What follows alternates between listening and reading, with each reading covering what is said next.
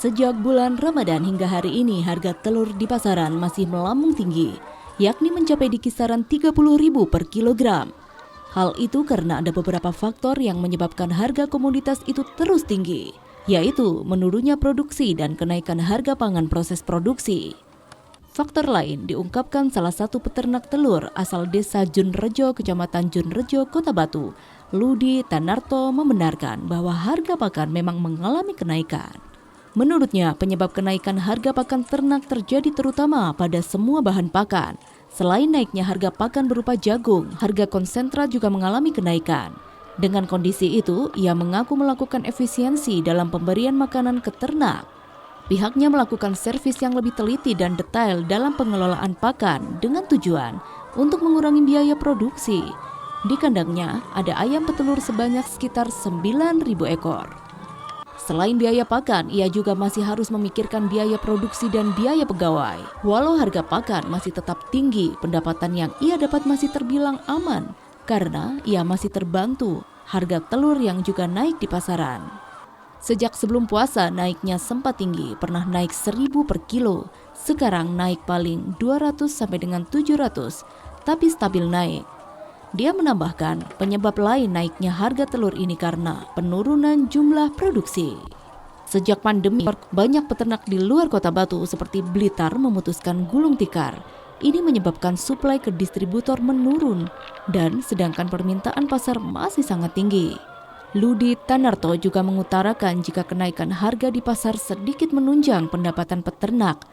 Namun, keuntungan harga naik hari ini adalah untuk menutup kekurangan yang terjadi awal tahun lalu karena harga pakan yang sangat tinggi.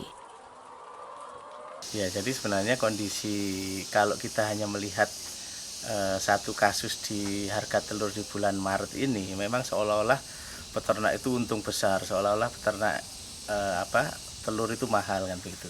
Tapi sebenarnya kami pun yang menjadi peternak ini juga mengalami kondisi yang sulit. Karena di 2 bulan yang lalu, di Januari dan Februari, itu dengan harga jagung yang tinggi, kemudian harga telur yang masih 22, 21 waktu itu petani banyak mengalami kerugian. Sehingga sebenarnya keuntungan yang didapatkan pada saat bulan Maret sekarang ini masih digunakan untuk berproses menutup kerugian di yang lalu. Nah, kami sebenarnya ingin pemerintah itu bisa turun untuk menjadi semacam buffer.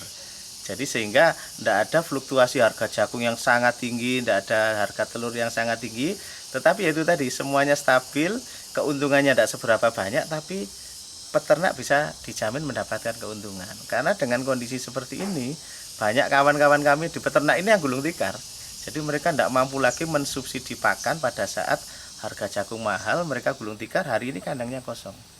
Nah, mungkin bisa dilihat tadi beberapa kandang yang kosong, yang tidak ada populasi ayamnya itu ya karena memang gulung tikar, tidak mampu lagi untuk memelihara itu kondisi. Dan dari harga pakan juga seperti apa?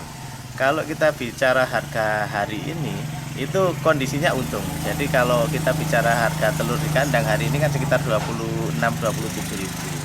Itu kalau dengan harga pakan sekarang BEP-nya itu sekitar 23 ribu. Jadi sebenarnya per kilogram hasil panen itu peternak dapatnya hanya sekitar 3 ribu saja.